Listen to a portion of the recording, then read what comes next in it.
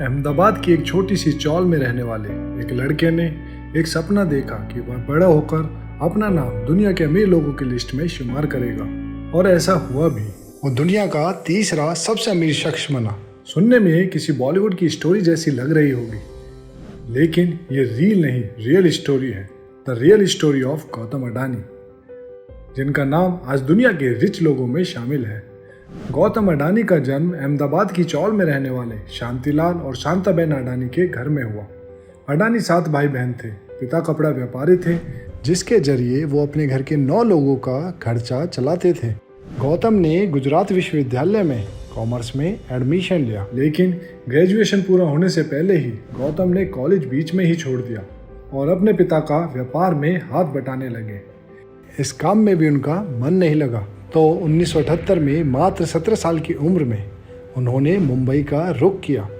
मुंबई में गौतम ने महेंद्र ब्रदर्स के पास 2 साल डायमंड शॉर्टर के रूप में काम किया। फिर उन्होंने ज्वेलरी बाजार में अपना खुद का डायमंड ब्रोकरेज का काम शुरू किया, जिसमें उन्हें सफलता भी मिली।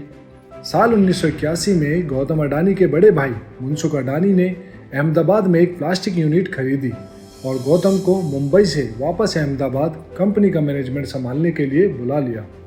इस प्लास्टिक यूनिट का मैनेजमेंट बखूबी संभालने के साथ ही कुछ समय में उन्होंने पॉलीविनाइल क्लोराइड यानी पीवीसी का आयात शुरू कर ग्लोबल बिजनेस की शुरुआत की।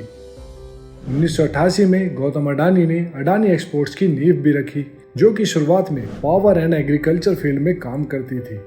आज गौतम अडानी बिजली उत्पादन और ट्रांसमिशन, कोयला व्यापार और खनन, गैस वितरण, तेल व गैस की खोज, पोर्ट्स और सेज जैसे क्षेत्रों में सक्सेसफुली बिजनेस कर रहे हैं। साल 1991 के बाद गौतम अडानी इंडियन इकोनॉमी के न्यू इरा का अहम हिस्सा बने और 1994 में गौतम अडानी को मुद्रा पोर्ट का कॉन्ट्रैक्ट भी मिल गया। ये पोर्ट आज इंडिया के प्राइवेट सेक्टर का सबसे बड़ा पोर्ट है। इसमें हर साल 210 मिलियन टन कार्गो संभालने की कैपेसिटी है।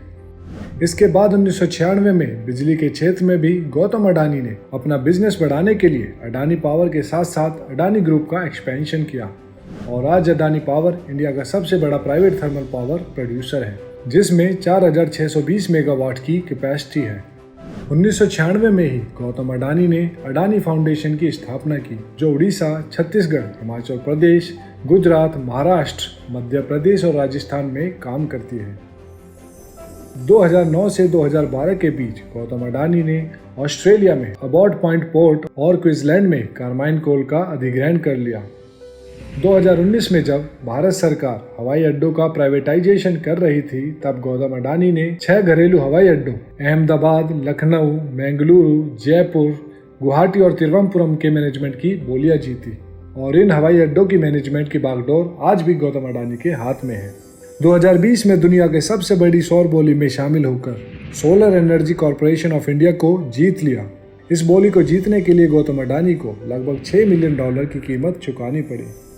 जब Adani world's richest person number 3 बने, तभी अमेरिका स्थित हिंडनबर्ग, जो कि एक विसल ब्लोअर फर्म है, उसने 25 जनवरी को 106 पेज की एक रिपोर्ट जारी की, जिसमें हिंडनबर्ग ने खुलासा किया कि अडानी ग्रुप कॉर्पोरेट हिस्ट्री का सबसे बड़ा घोटाला कर रहा है।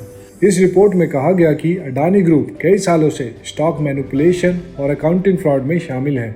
अडानी समूह पर मनी लॉन्ड्रिंग, टैक्स चोरी और भ्रष्टाचार से जुड़े 4 मामलों की जांच चल रही है। इसी रिपोर्ट में आगे कहा गया कि अडानी फैमिली के सदस्य भी मॉरिशस, संयुक्त अरब अमीरात और कैरेबियाई द्वीप समूह जैसे टैक्स हेवन में सेल कंपनियों का संचालन करते हैं और इन पर भी धोखाधड़ी का आरोप है। रिपोर्ट के सामने आने के बाद अपोजिशन ने सरकार को पूछा कि वो गौतम अडानी के खिलाफ कोई कार्रवाई क्यों नहीं कर रही। संसद में भी प्रोटेस्ट हुए, जेपीसी की मांग जोरों पर रही। वहीं लोकसभा से डिस्क्वालीफाई हुए एमपी राहुल गांधी ने भी ट्वीट कर अडानी के खिलाफ गवर्नमेंट से सवाल किए। ये मामला सुप्रीम कोर्ट में चल रहा है। यहाँ 6 मेंबर एक्सपर्ट्स कमेटी बनाई गई और उन्हें 2 महीने में अपनी रिपोर्ट पेश करने को कहा गया। ऑनरेबल सुप्रीम कोर्ट ने कैपिटल मार्केट रेगुलेशन सेबी को भी अडानी ग्रुप कंपनीज के खिलाफ लीगल एलिगेशंस की निष्पक्ष जांच करने के आदेश दिए।